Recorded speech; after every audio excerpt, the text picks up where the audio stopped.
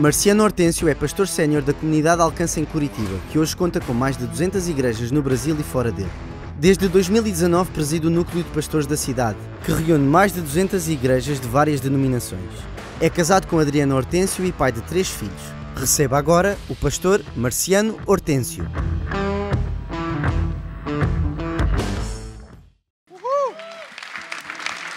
Bom dia!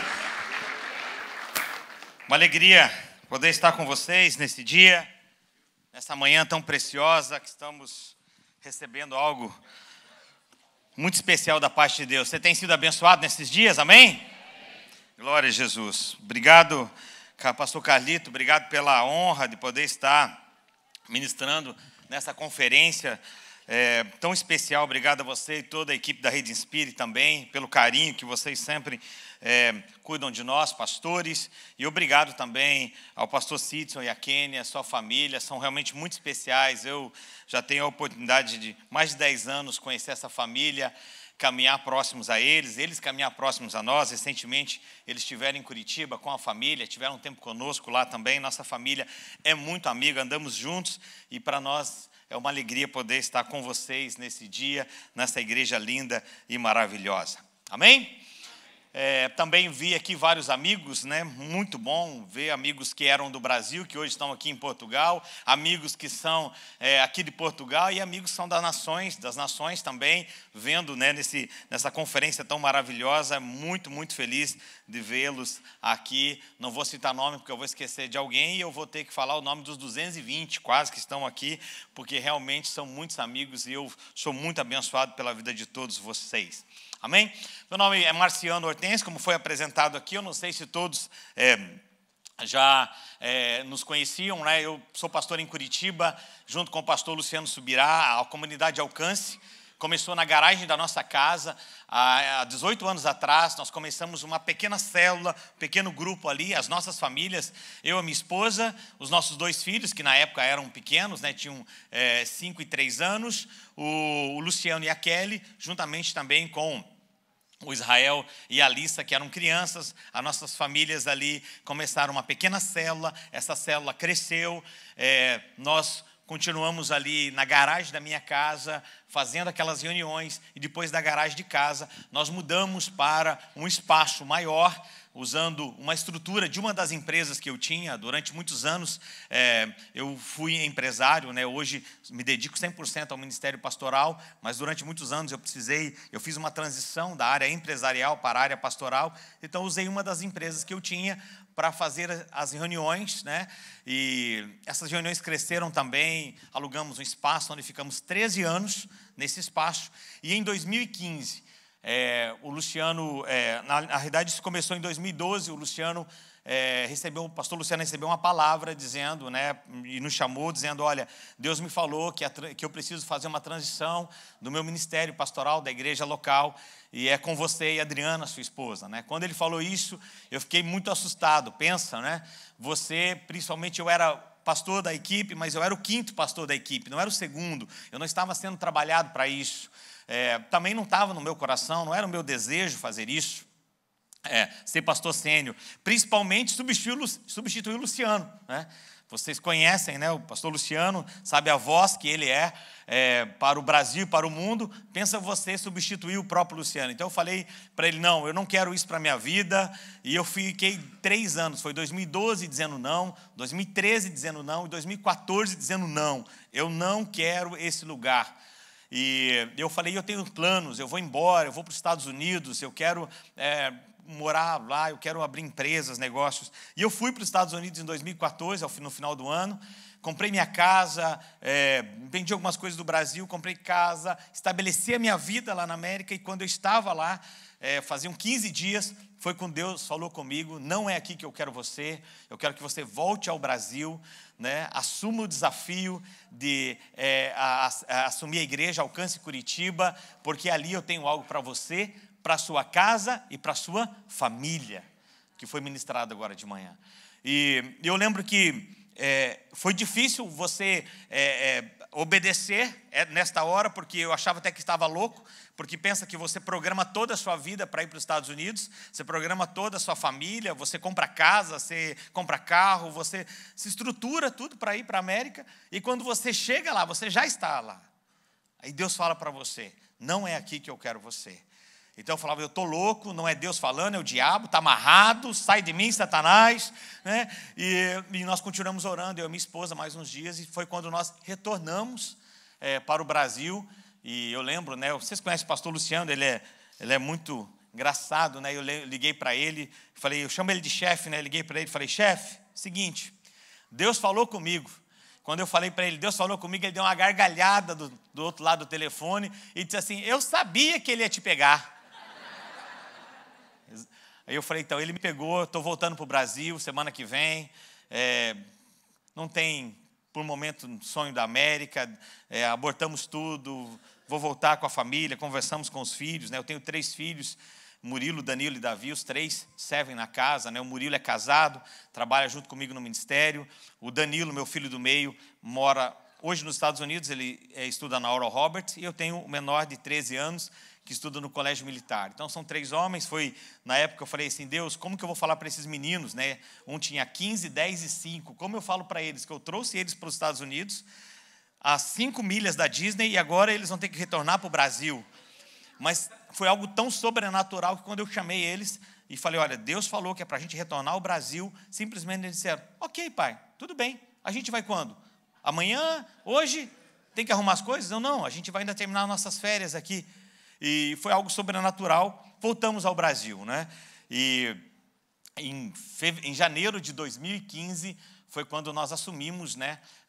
Começamos um processo de transição da Alcance Curitiba para eu, né, e a minha esposa, né, a pastora Adriana, e eu queria passar um pouquinho, né, da Alcance Curitiba para você conhecer, eu vou entrar na minha palavra, exatamente nesse processo foi quando também Deus colocou um desafio de nós mudarmos. Saímos desse lugar onde nós já estávamos há 13 anos, era um lugar onde nós tínhamos ali um templo para umas 400, 500 pessoas, e aí Deus nos apresentou esse desafio, né? Abriu uma possibilidade, uma oportunidade de um Walmart que fechou uma loja, uma grande loja em Curitiba, e eles nos ofereceram para a gente alugar esse supermercado e transformar ali numa igreja. E pensa, eu estava assumindo o pastorado da igreja, né, como pastor sênior, e já veio esse grande desafio de mudança de local.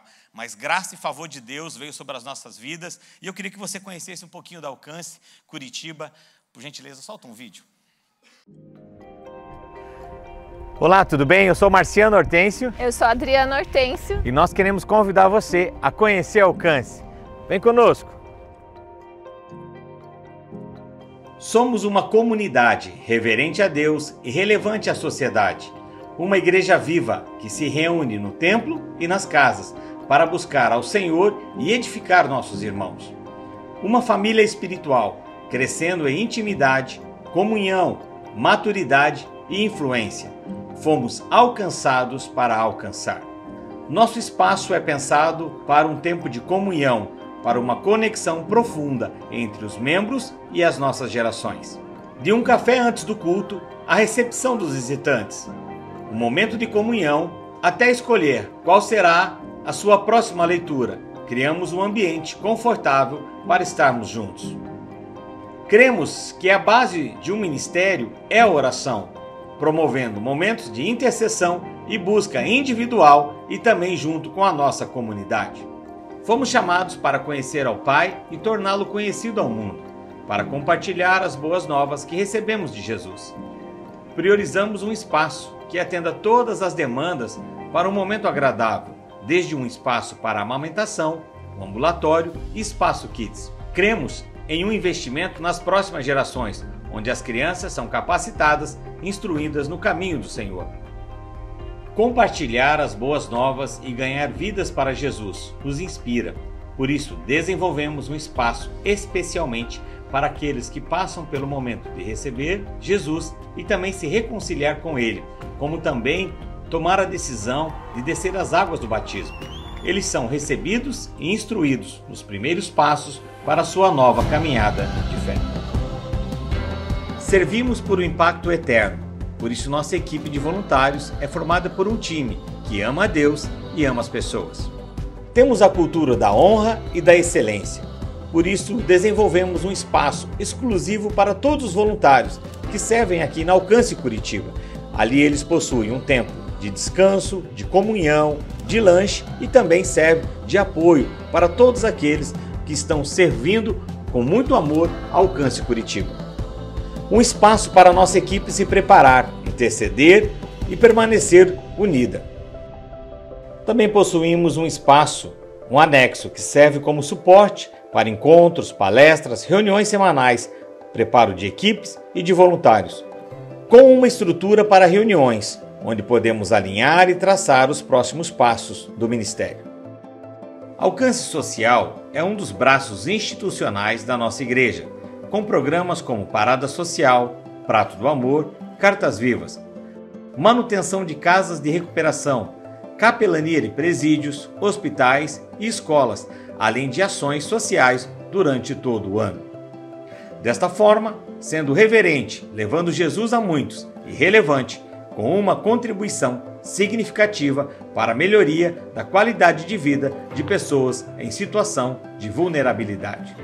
Somos uma igreja da palavra e o Alcance Saber é o nosso centro de treinamento ministerial, onde ensinamos, capacitamos e treinamos os nossos membros, líderes e futuros líderes.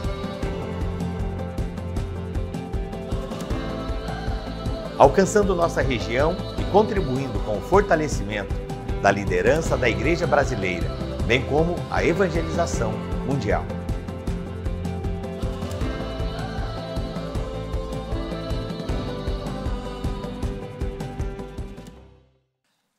Quero falar um pouco com você sobre liderança, construindo sua liderança. É o tema da mensagem que eu quero ministrar a você, ao seu coração. E eu tenho certeza que Deus vai abençoar muito a sua vida. Há um texto da palavra de Deus, Zacarias capítulo 4, versículo 6, que diz assim, Zacarias 4, 6. E ele prosseguiu e me disse, esta é a palavra do Senhor a Zorobabel. Não por força nem por poder, mas pelo meu espírito, diz o Senhor dos exércitos. Versículo 10 diz assim, pois quem despreza o dia dos humildes começos, esse ficará alegre ao ver o prumo nas mãos de Zorobabel. Aqueles 7 olhos são os olhos do Senhor que percorrem toda a terra. Há uma outra versão, nesse mesmo texto aqui, na NVT, que diz assim, não desprezem os começos humildes, pois o Senhor se alegra ao ver a obra começar. Primeira coisa que eu quero dizer a você é, não despreze o seu pequeno começo. Muitas vezes nós olhamos, e talvez aqui é a sua situação atual, você está começando algo, está iniciando algo, ou nesse país, ou em outro país, em uma cidade onde você estiver iniciando algo, ou você já iniciou algo também, e está demorando para aquilo acontecer. Está demorando para aquilo virar. Está demorando para você ver aquele resultado. Deixa eu dizer algo a você, ao seu coração. Não despreze o seu pequeno começo. A Bíblia fala que Deus, Ele se alegra a ver a obra começar. Então, é importante você entender que muitas vezes, quando nós olhamos algo ou alguém, uma igreja, por exemplo, se você for na igreja da cidade, lá em São José dos Campos, né, talvez você como eu, quando eu fui a primeira vez lá, eu voltei em crise, né? Porque eu falei assim, eu voltei em crise, realmente. Você já esteve na igreja da cidade, lá em São José dos Campos? Se você não teve, eu aconselho você a ir, mas vá preparado, porque senão você volta com uma crise. Porque quando você chega lá, você fala, não, eu não vim no shopping, eu vim na igreja. E você chega e vê que realmente o que a igreja possui naquele lugar é algo fantástico, extraordinário, sensacional, inspirador. Mas não começou daquele tamanho. Há toda uma história por trás daquilo. Toda uma história com o pastor Calito, né, que aí houve uma ampliação, né, com toda a equipe que hoje tem ali. Mas antes dessa equipe chegar, muitos anos atrás, existia já uma história dessa igreja. Quantos anos possui a igreja? 80 anos de história.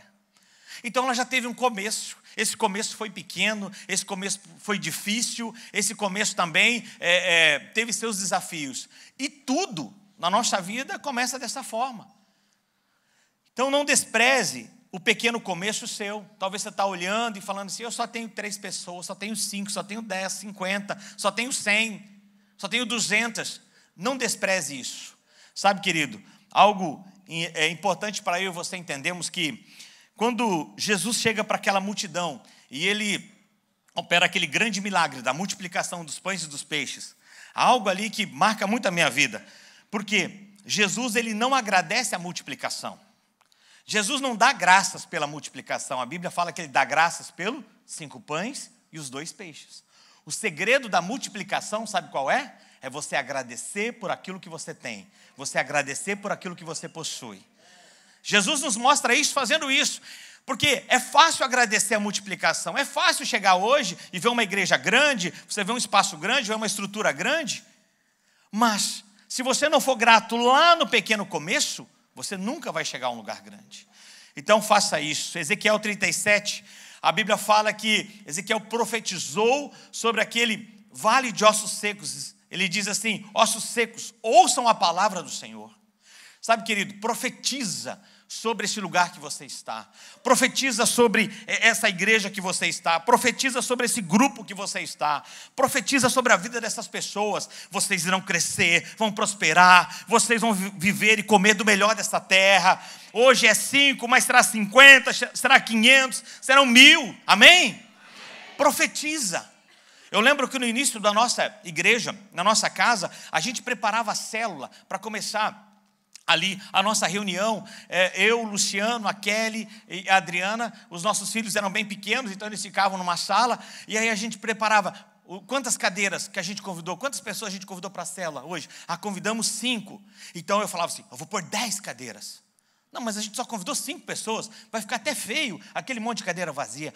Não, nós vamos profetizar sobre essas cadeiras, hoje vai vir 5, mas a semana que vem é mais 5, é mais 5, é mais 5, e começávamos ali a profetizar. A gente arrumava a sala da casa, né, para a célula, ungia aquelas cadeiras ali. Se você não acredita no óleo da unção, eu acredito. Então a gente ungia as cadeiras, ungia tudo lá, né? E colocava aquelas cadeiras e abençoando cada uma delas. Na semana que vem vai ter gente sentada aqui, na semana seguinte vai ter gente sentada aqui. E foi a coisa acontecendo. De 5 foi para 10, de 10 para 15, de 15 para 20, de 20 para 50. E a gente ficava orando, quando que a gente vai romper a barreira dos 100? A barreira dos 100. Sabe, demorou um tempão para a gente chegar a 100 pessoas na nossa igreja. E quando chegamos em 100, uau! Era na garagem da minha casa ainda, pensa naquela multidão. E eu falava, uau, essa é uma igreja sensacional.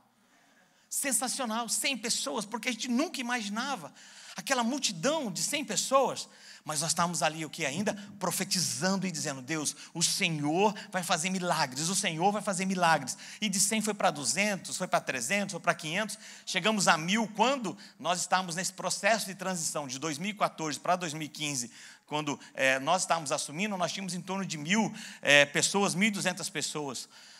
Alguns anos depois, hoje, nós temos em torno de 5 a 6 mil pessoas na igreja, no alcance só Curitiba. Temos as outras alcances também, nós somos 23 igrejas ao todo no Brasil, temos aqui em Braga também, em Portugal, o pastor Sandro, que pastoreia a igreja, faz 5 meses que abrimos aqui em Braga.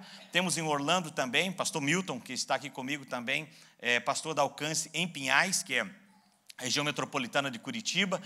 Começou também dessa forma, pequeno, um grupo pequeno, mas o que nós fizemos? Não desprezamos aquele humilde começo, sabe?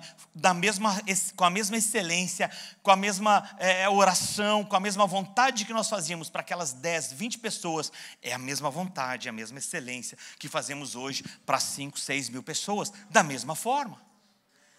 E eu estou falando só da sede, da igreja ali em Curitiba, temos as outras igrejas também. Então, sabe, querido, é importante você entender isso. Profetize. Talvez você, com o passar do tempo, parou de profetizar sobre cadeiras vazias. Sabe, uma vez nós levamos a Curitiba o irmão Yun. Quantos conhecem o irmão Yun? É aquele do livro O Homem do Céu. Conhecem? Já viram esse livro, O Homem do Céu? E ele fala sobre a igreja perseguida. na China, e aí ele conta que nós levamos ele para Curitiba e nós queríamos ouvir dele, como que a igreja cresceu, né? Mesmo a igreja num lugar onde era perseguido, como a igreja cresceu, como eles prosperaram. E nós nos reunimos ali, né, os maiores pastores da cidade, para ouvir o que o irmão Yun tinha. Leia esse livro, se você nunca leu, não teve acesso a esse material, é O Homem do Céu. Você, irmão, você vai chorar lendo esse material, porque Deus com certeza vai tocar muito a sua vida. E nós trouxemos esse homem para falar sobre a igreja perseguida, como que eles cresciam, né? Naquela região tão, né, ali tão perseguido, que perseguia tantos cristãos, como que eles cresciam. E aí nós queríamos saber o quê? As estratégias para aquilo. E aí convidamos o irmão Yun e convidamos alguns pastores da cidade, e todo mundo veio com as suas equipes pastorais para ouvir as estratégias da igreja perseguida. Por que a igreja crescia tanto? E ficamos ali preparados para aquele grande momento, receber aquele grande homem. E quando ele chega, e nós estamos esperando que ele vai dar ali a revelação, vai trazer os passos, que ele vai dar a direção para nós, que ele vai trazer algo novo. E ele chega e simplesmente diz assim: tudo que a igreja vive hoje, tudo que a igreja possui hoje, tudo que nós vivemos. Daí começou, aí quem já estava ali conhecia a história dele, por ter lido o livro, ele falou assim: tudo é na base da oração. Tudo é na base da oração. A igreja cresce porque oramos. A igreja cresce porque passamos tempo, horas orando, 1 hora, 2 horas, 3 horas. E tem detalhe, a oração deles eram em cavernas, a oração deles eram em buracos, e a oração silenciosa, porque não poderia ninguém ouvir que havia um grupo ali de cristãos orando naquele lugar. Então eles ficavam ali orando, né, em voz baixa para não fazer barulho, e quando eles iam alguma movimentação, às vezes horas orando, descobriam que às vezes o governo estava em cima deles, alguém, então eles rapidamente precisavam ir para um outro lugar, e nesse lugar eles continuavam o quê? Orando. Sabe, é importante sim você ter estratégia, é importante você ter um método, é importante você ter um modelo, isso é fundamental para qualquer organização, como gestão, como estrutura, mas a base para tudo é a oração. A base para tudo é você profetizar, profetiza, amém, queridos? Talvez você deixou nos últimos tempos, nos últimos dias, de profetizar sobre aquelas cadeiras vazias, sobre aqueles bancos vazios. Então volte a profetizar, porque Deus vai fazer milagres, amém? Vai levar tempo. As coisas, elas levam tempo. Às vezes a gente olha algo e imagina que aquilo simplesmente, você chega aqui hoje em Portugal, vamos pensar quem está chegando, começando algo aqui em Portugal, e chega e vê essa igreja, por exemplo, onde nós estamos aqui, e você pensa: uau, que estrutura maravilhosa. Mas aí você vê a história, 28 anos, 26 de igreja. As coisas não acontecem da noite para o dia. Você vai na igreja da cidade, 80 anos. Você vai na Alcance Curitiba, são 18 anos. Você vai em alguns determinados lugares, são anos, vai levar tempo.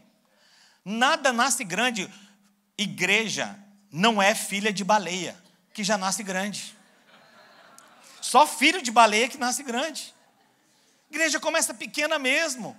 Aquele pequeno grupo, olha o que o salmista fala no Salmo 37, versículo 23. O Senhor firma os passos do homem bom e se agrada do seu caminho. Se cair, não ficará prostrado, porque o Senhor segura pela mão. Fui moço, agora sou velho, porém jamais vi o justo desamparado, e nem a sua descendência mendigar o pão. Olha a palavra que Deus tem para você hoje.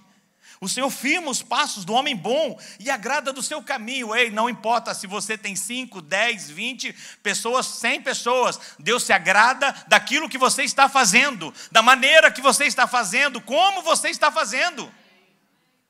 Amém, queridos? Então vai levar tempo. Passos tem a ver com processo. E você não chegará ao lugar de destino que Deus tem para você se você não passar por processos, por estações, por momentos da sua vida. Olha só o que a Bíblia fala do final da vida de Davi. No primeiro livro de Crônicas, capítulo 29, a partir do versículo 26, fala aqui sobre o final da vida de Davi. Ele já está velho. E nós temos aqui o relato dos últimos dias da sua vida. Diz assim: assim Davi, filho de Jessé, reinou sobre todo Israel. Ele reinou sobre Israel durante 40 anos. 7 anos em Hebrom e 33 em Jerusalém. versículo 28 diz assim: morreu de boa velhice, cheio de dias, riquezas e glória. Uau! Davi, um grande líder. Davi, o cara. Quantos aqui de nós pregamos e ensinamos através da liderança dele? Queremos aprender com ele como liderar. A Bíblia fala que ele morreu de boa velhice, cheio de dias, riquezas e glória. Agora, ele conquistou tudo isso do dia para a noite? Não. Foi simples, foi fácil? Não. Foi perfeito? Também não foi. Se é algo que Davi não foi, foi perfeito. Como pai ele falhou, como líder também, muitas vezes ele falhou. Mas Deus trabalha conosco em processos, etapas, estações, e precisamos respeitar cada uma delas. Qual é a estação que você está da sua vida? Está na estação do início? Então você já sabe, glorifique, agradeça pelo início e profetiza sobre ele. Está na estação do meio? Contempla tudo aquilo e diz: Senhor, eu estou grato com aquilo que o Senhor tem me dado, mas eu sei que ainda eu tenho muito mais a conquistar. Está com algo grande, relevante que o Senhor concedeu hoje a você? Celebre tudo isso e olhe aonde você precisa agora abençoar e tocar, porque Deus não fez ninguém grande para ele simplesmente olhar e dizer assim: bom, agora eu sou satisfeito, porque isso seria egoísmo da parte de nossa. Então, se você está grande, se você tem uma estrutura boa, ajude outras pessoas, ajude outros ministérios, ajude outros pastores. Isso é reino, querido. E aqui a Bíblia fala o quê? Que Davi, ele teve que aprender com Deus, mas ele aprendeu também com pessoas. E nós precisamos de relacionamentos, os relacionamentos nos ensinam também muito. Provérbios 18:1 fala: o solitário busca o seu próprio interesse e se opõe à verdadeira sabedoria. A Bíblia diz: não é sábio que você ande só. Não é inteligente você caminhar sozinho. Caminhe com alguém, tem alguém próximo a você, faça parte de algo, tenha amigos, porque o solitário busca o seu próprio interesse. Relacionamentos nos ensinam muito, e Davi, como eu falei, ele teve sim dias de glória ao final da sua vida, porque a Bíblia fala aqui, que ele morreu de boa velhice, riqueza e glória, mas antes da glória teve toda uma história. Quando você vê hoje alguém celebrando algo, você vê alguém inspirando você, e você olha só a glória daquele lugar, você nunca pode olhar só a glória daquele lugar. E quando eu falo glória, eu estou falando de êxito, estou falando de você ter conquistas, amém, queridos? Não pode olhar só aquele lugar, você precisa olhar e entender o que tem uma história por trás de tudo aquilo. Nada acontece da noite para o dia, nada acontece sozinho. Nós somos resultado da equipe que temos. Sou grato a Deus pela equipe que Ele tem nos dado em Curitiba. Grato a Deus pela equipe que Ele tem levantado. Grato a Deus pelos amigos que eu tenho. E Davi era alguém que cresceu e chegou a esse lugar porque ele tinha pessoas que em determinadas estações, em determinadas etapas da vida dele, foram fundamentais para ele chegar ao lugar de destino que Deus tinha para ele. O primeiro deles foi Jonatas, um amigo. E todos nós precisamos de amigos. Se você não tem amigo, você não vai conseguir chegar ao lugar que Deus tem para você, ao lugar de destino. A Bíblia fala que Jonatas era o amigo fiel a Davi. Ele protegia Davi. Ele, em certo momento lá, o seu pai queria matar Davi. A Bíblia fala que Saul queria matar Davi. Mas Jonatas chega lá e fala para Davi: ó, foge. Na linguagem que nós usamos lá no sul, vaza. Vai dar ruim para você, meu pai quer matar você. Isso é amigo, isso é proteção. E se você não tiver amigos na caminhada cristã, você não vai conseguir chegar a esse lugar de destino, porque amigos te protegem, amigos lhe abençoam. E eu aqui, sou grato a Deus por tantos amigos que eu tenho. Deus tem me dado através da Rede Inspire. Eu lembro que recentemente eu havia passado as eleições e o pastor Calito me ligou um dia, mandou uma mensagem para mim e ele disse assim: Marciano, já passou as eleições, você poderia tirar esse post que você fez com relação à eleição? Eu nem imaginava aquilo, porque eu havia feito um posicionamento com relação às eleições, mas passaram as eleições e ficou aquele post lá. E ele me ligou e falou: Marciano, eu acho que seria legal você tirar. Isso, já passou as eleições, quem ganhou, ganhou, quem perdeu, perdeu. E eu, uau, eu tenho um amigo que viu que realmente aquilo ali não fica bom para a minha imagem, já passou a eleição, agora já não tem mais essa. Vamos tocar a nossa vida para frente. A nossa fé, a nossa esperança está em Deus, amém? Eu me sentia o quê? Um amigo me protegendo.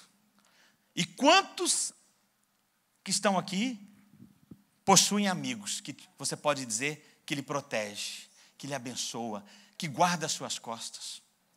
Talvez enquanto eu falo sobre isso, você comece a pensar nas traições, nas decepções, nas dores, que amigos também trouxeram. Mas deixa eu dizer algo para você.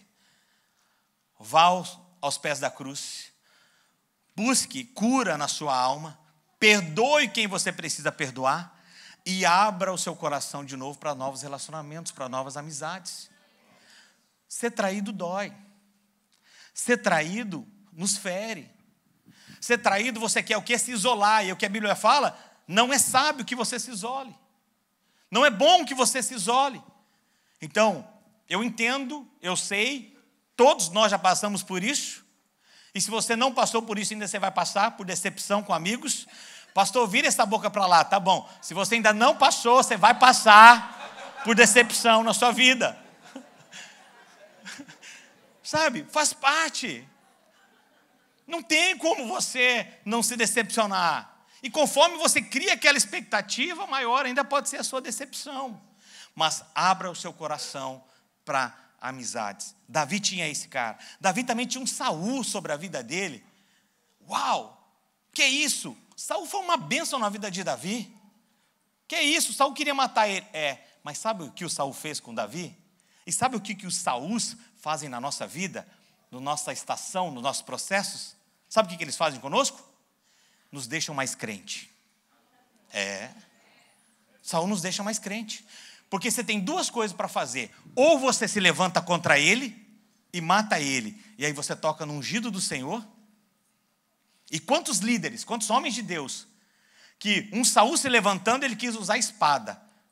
Davi não usou a espada. Simplesmente ele disse, longe de mim levantar a mão contra o ungido do Senhor.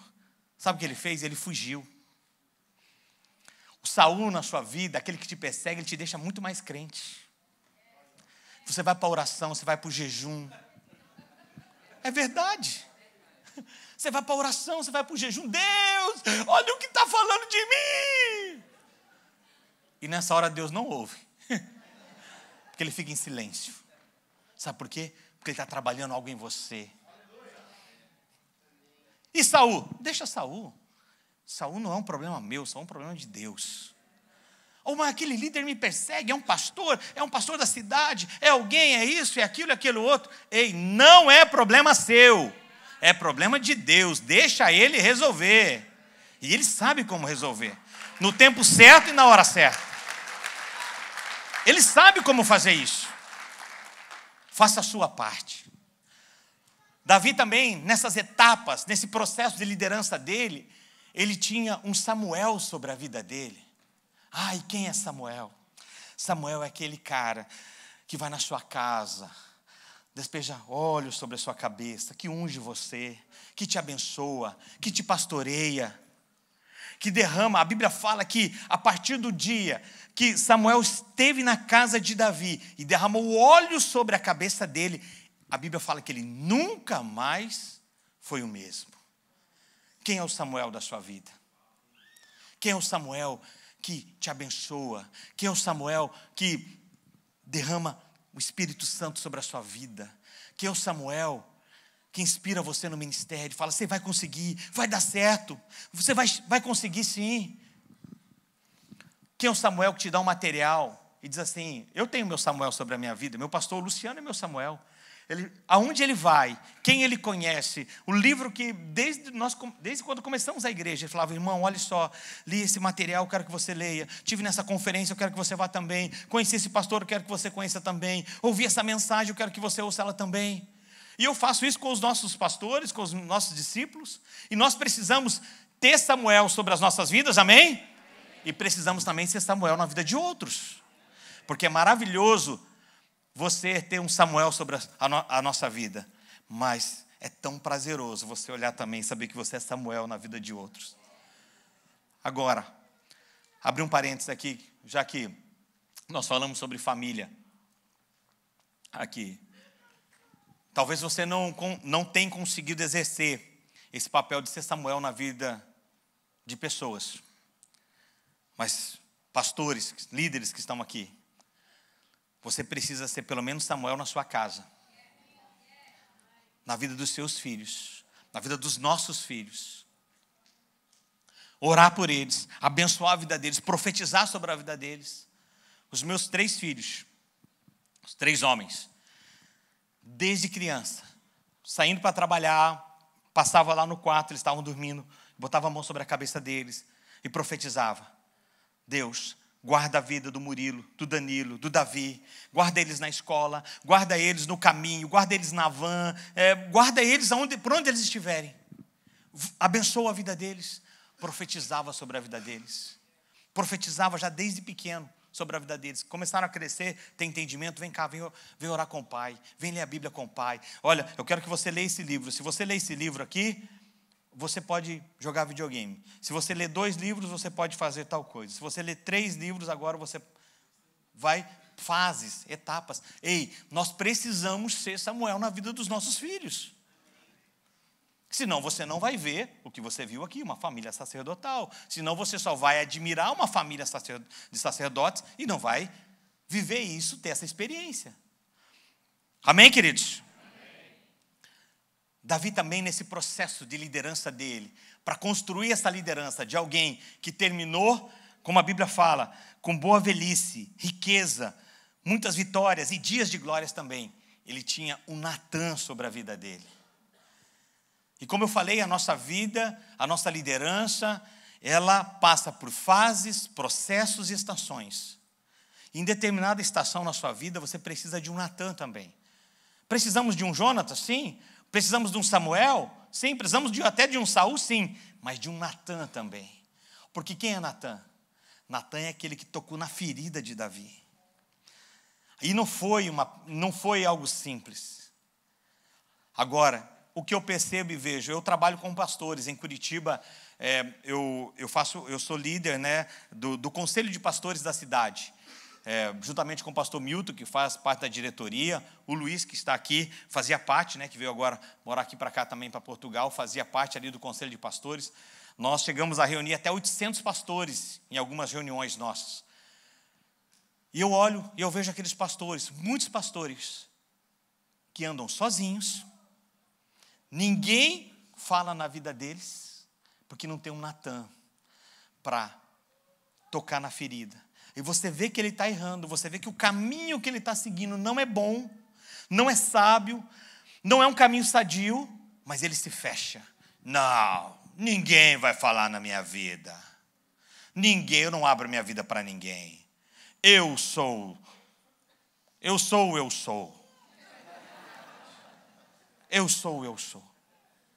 Ei, precisamos de um Natã também na nossa vida. Um pastor, um discipulador, um líder, que toque e fale assim, está errado o que você está fazendo. Olha o que você fez. Sabe, às vezes o Natã na sua vida, ele pode ser um pastor, obrigado, querido, pode ser um líder, mas às vezes eu brinco que o Natã na minha vida, muitas vezes é meu pastor, o Luciano, às vezes é a minha equipe pastoral, o meu time, que chegam para mim e falam, ó, está errado o que você está fazendo. Como está errado? Sabe quem eu sou? Né? Está errado, não é assim. Mas são os Natãs. Muitas vezes é minha esposa, o Natã na minha vida. Você está aí, varoa? Dá um glória aí, varoa. Dá um glória aí, varoa.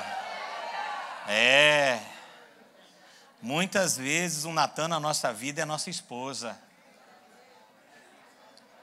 Fala para mim aqui uma coisa. Ó, conversa de gabinete, só tá nós dois aqui agora, pastor. Quem é que tem coragem de chegar para você, depois de você pregar aquela mensagem no domingo, e dizer, foi ruim, hein? Foi ruim, hein? Passou do ponto hoje, hein? Quem? É a esposa. São as nossas esposas maravilhosas, são os Natãs que Deus coloca sobre nós. Como assim ruim? Foi bom demais, você não viu quanta gente? Não estou falando que é a mensagem. A forma que você fez, o jeito que você falou, o como você expôs aquela pessoa. Eu já falei, querido, que você... quem já não passou por isso? Quem não passou por isso? Quem não passou por isso é que ainda não se matriculou no cursinho. Então, assim, sabe, queridos, a gente precisa entender que pessoas, elas vão contribuir no propósito daquilo que Deus tem para as nossas vidas. E quando você tem pessoas que falam verdades a você, se você tiver humildade, sabe o que acontece com você? Você cresce.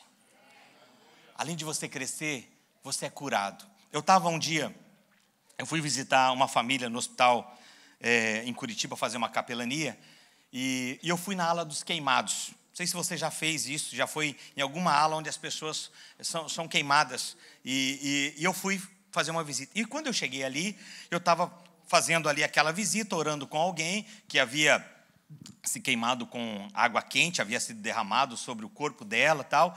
E eu estava ali orando com ela, quando chegou alguém assim, também com o braço todo queimado. Estava aquelas bolhas assim, pensa naquela coisa horrível. E eu estou ali olhando o enfermeiro e tal, e ele chegou assim para a pessoa, era uma moça, e falou assim, calma, calma, fica tranquila, fica tranquila. E ele começou a mexer assim, na mão da pessoa, e, tá doendo, e eu olhando assim, de perto, assim, aquelas, horrível assim, estava já inflamando aquela área toda. Calma, calma, vai ficar tudo bem, vai ficar tudo tranquilo. De repente, o enfermeiro fez assim, puxou aquele couro inteiro do braço, assim. Aquela pessoa deu um grito, assim, que deu para ouvir naquela ala. Ai! E eu que estava do lado, falei, misericórdia, que é isso? Que eu vou denunciar esse médico, esse enfermeiro? Não se trata um paciente assim. Eu fiquei pensando comigo, porque a forma que ele fez aquilo e arrancou aquilo. E aí eu cheguei, e eu passou um tempo, né? Eu fiquei ali um tempo, aquela pessoa foi se controlando, foi se acalmando e tal, ela ficou mais calma. E eu falei assim, não, eu preciso conversar com esse médico, ele não pode fazer isso. Isso é um crime o que ele fez. Poderia ser mais gentil, poderia tirar com cuidado aquela casca, aquela ferida toda. E eu fiquei ali incomodado com aquilo. E eu não fui embora até ter uma oportunidade. A hora que eu cruzei aquele enfermeiro, eu cheguei assim, colega, me diz uma coisa, me perdoe, eu não quero aqui dizer o que você precisa fazer, eu não sou médico, eu sou pastor, sou capelão, vim aqui visitar uma família, mas eu achei muito forte o que você fez. Ao invés de você pegar e simplesmente o braço daquela pessoa e tirar aquele couro que estava ali, você simplesmente arrancou todo aquele couro, olha o grito que ele deu, olha a dor que ele passou. Enquanto eu falava, a pessoa olhou para mim e falou assim, realmente, eu percebi que você não é médico e que você é um pastor. Aí ele falou assim, deixa eu dizer uma coisa para você rapidamente aqui, não dá para eu explicar tudo. Ele disse assim, se eu começasse a tirar aquela casca devagar, aquilo não ia dar tempo, aquele couro ia secar, ia inflamar e ela poderia perder o braço.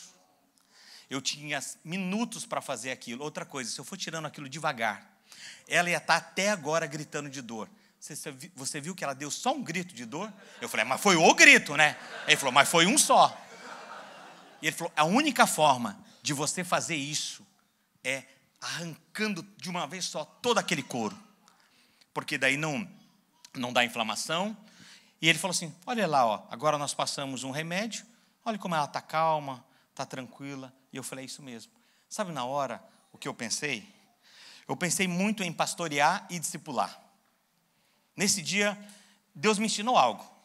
Porque muitas vezes nós, como pastores, nós queremos discipular todo mundo. E muitas vezes as pessoas não querem um discipulado, elas querem só um pastoreio. E pastoreio e discipulado são coisas diferentes. O pastoreio, você está junto com ela, você almoça, você conversa, você ora e a vida segue. O discipulado é algo muito mais profundo do que o pastoreio. Na vida de Davi, Natã, ele não fazia só um pastoreio, era um discipulado. E por que nós precisamos das nossas esposas, de amigos, de homens, de Deus, como Natã na nossa vida? Porque eu percebi que naquele momento ali, isso é ter um Natan na nossa vida. Alguém que chega e arranca aquilo que precisa ser arrancado. Não fica alisando e dizendo, olha, querido, se porventura você sentir algo da parte do Espírito Santo, você pode seguir esse caminho. Não, não é assim. Nós precisamos de pessoas na nossa vida que realmente cheguem e façam como aquele enfermeiro, arranca de uma vez. Você vai gritar, vai doer, mas vai sarar. Vai ficar bonzinho. Vai continuar a sua vida. Então, é importante entendermos esses processos na nossa vida, essas estações. E se você não tem também um Natan na sua vida, que toca na sua ferida e diz que o que você está errando, ou aonde você está errando, ou o erro que você cometeu, você não vai chegar àquele lugar de destino. Se Natan simplesmente aqui, naquele dia, ficasse calado, não teria produzido aquilo que produziu na vida de Davi. Mas vamos lá, tem várias pessoas que passam pela nossa vida, tem os Golias que enfrentamos. Um líder que nunca enfrentou Golias, ele nunca vai ser um líder. Quem foi Golias? Golias, sabe quem é, querido? É quem te projeta. Sabia? Golias é quem projetou Davi. Quem era Davi? Um jovem, um moço, que tinha sido ungido ainda bem jovem, 13, 14 anos, desconhecido de muitos ali. Alguns conheciam ele, mas a maioria não o conhecia. E ele chega naquele momento e vê aquele homem, um gigante. A Bíblia fala que todo dia aquele gigante saía do meio dos filisteus e falava, tem algum homem aí que eu possa enfrentar? Tem alguém aí que que tenha coragem de me vencer? Por lado de cá, o exército de Israel, todo mundo com medo, inclusive Saul, que era o rei. E Davizinho chega ali, na boa, olha. Você conhece o contexto aqui da história toda. Vai para cima, ele enfrenta, mata o gigante, corta a cabeça. E ali começa toda a história. A Bíblia fala que Davi é colocado aí já como um chefe. Saul o coloca como chefe já de outros homens. Nós queremos muitas vezes fugir dos Golias. Ninguém acorda. Deus, hoje, me dá um Golias. Ah, Senhor, eu estou precisando. Não, ninguém acorda. Ninguém acorda querendo encontrar um Golias. Ninguém aqui fica pensando, quando ele vai chegar? Não, acontece. A Bíblia fala que apareceu, saiu do meio dos filisteus. Gigantes acontecem, aparecem. Golias aparece na minha vida, na sua vida, como líder. E aí o que eu posso fazer? Eu vou correr? Não, eu vou enfrentar. Porque ele vai o quê? Lhe projetar. As pessoas vão começar a conhecer quem você é. As pessoas vão saber do seu nome. As pessoas vão saber o que Deus fez na sua vida. As pessoas, a partir daquele momento, vão descobrir quem é você. Então, nesses processos, etapas, muitas vezes ficamos olhando só o final daquilo tudo, ou a glória daquilo tudo, esquecemos que tem uma história por trás. Todos nós estamos nessa caminhada de construir uma história. E essa história você precisa, como eu disse a você, a primeira coisa, não desprezar o seu pequeno começo. Você precisa profetizar o tempo todo, profetizar sobre o que você está vivendo. Chega sobre aquele terreno, Marcelo, que vai ser aquela construção linda em Tubarão, e profetiza sobre o quê? Sobre o vale de ossos secos que estão ali. Todos aqueles caminhões de terra que você precisa cobrir aquele lugar. Chama o povo para profetizar. Nós somos só aonde? O pastor está louco. Não, o pastor está com visão. E ser visionário dói. Sabe por quê? O visionário, ele dorme com uma coisa na cabeça e ele acorda com a realidade. Ser visionário dói. Porque ele dorme o quê? Com algo na cabeça. E aí ele acorda com a realidade. Então, se torne alguém visionário também. Nesses processos, como eu falei, Davi teve pessoas que o ajudou. E uma bênção dada antes da hora, ela não é uma bênção. Muitas vezes estamos querendo algo para o nosso ministério, para a nossa casa, para a nossa família, para a nossa igreja, e nós não temos estrutura para aquilo ainda. Não estamos prontos para tudo aquilo. O filho pródigo recebeu o que lhe pertencia, a herança dele, antes do tempo. Foi bênção? Não, foi maldição. Perdeu tudo. Espere o seu tempo. Trabalhe para chegar ao seu tempo. Esteja preparado. Esteja preparado, comece a se preparar. Você estando aqui, você está sendo preparado para isso.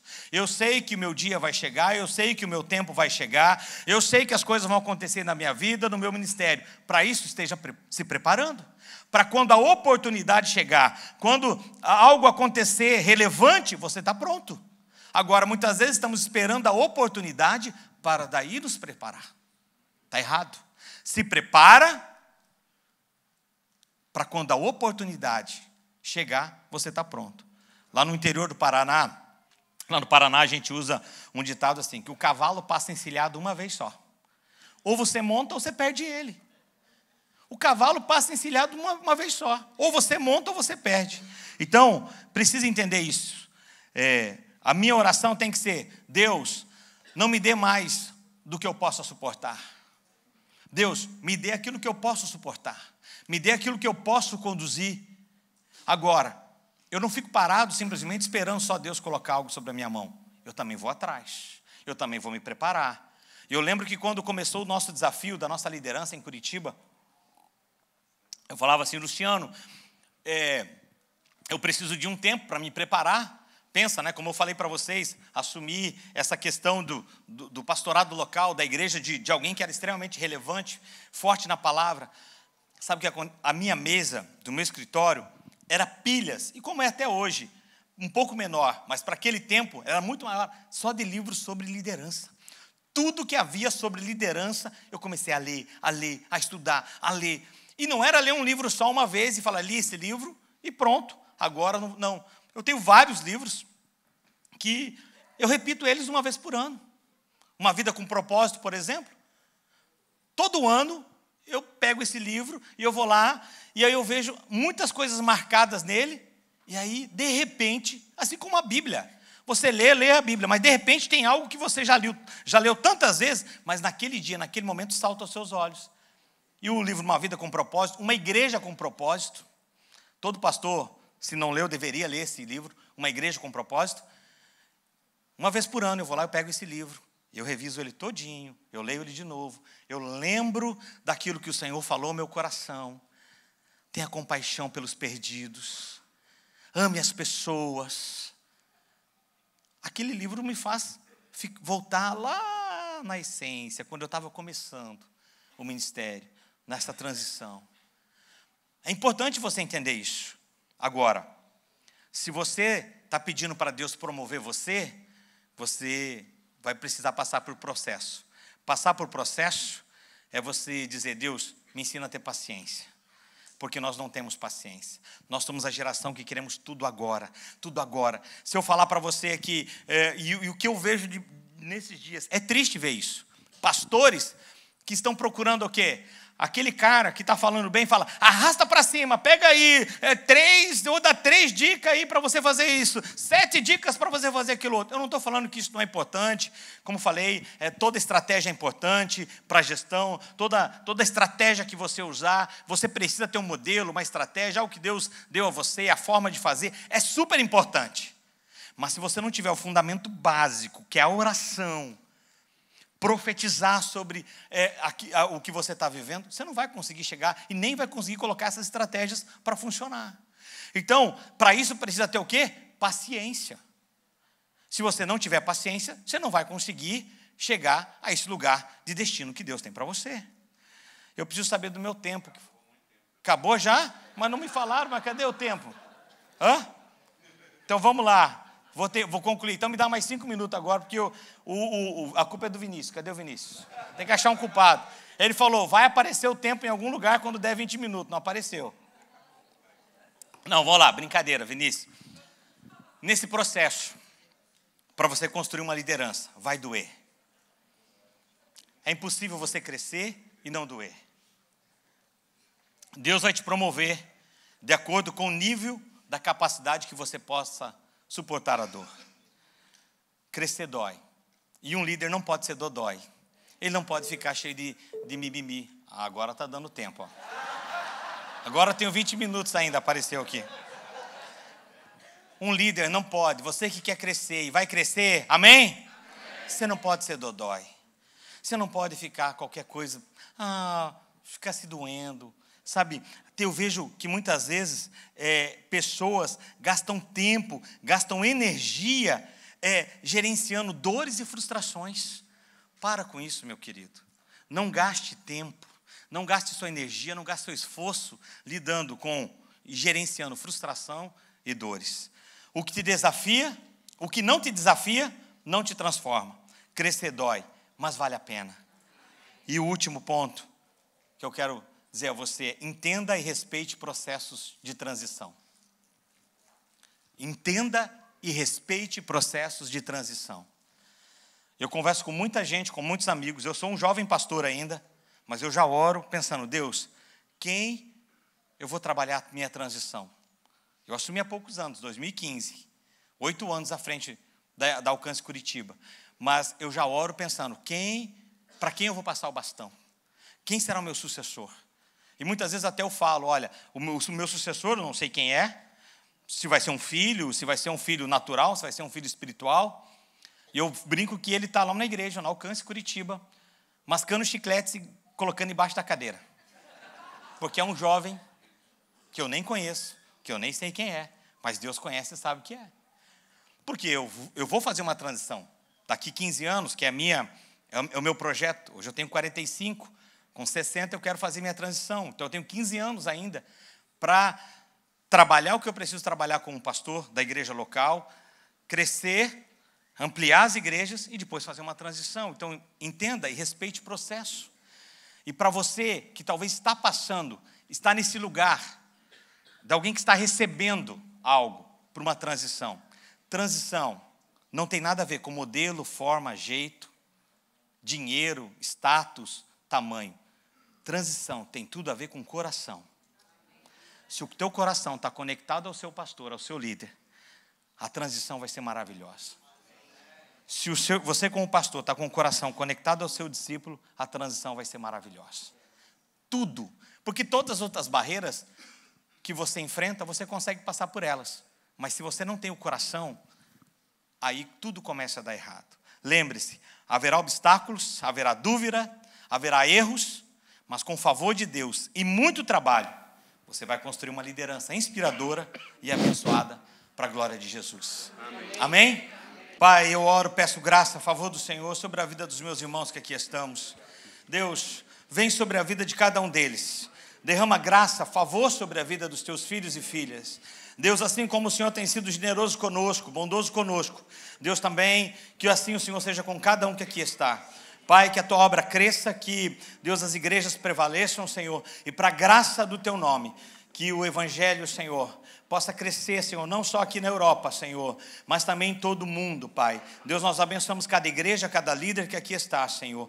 Deus, e pedimos, ser com os teus filhos também, Deus, fortalece cada um debaixo da tua poderosa mão. Amém e amém. Você pode dar um forte aplauso a Jesus? Obrigado, gente. Deus abençoe.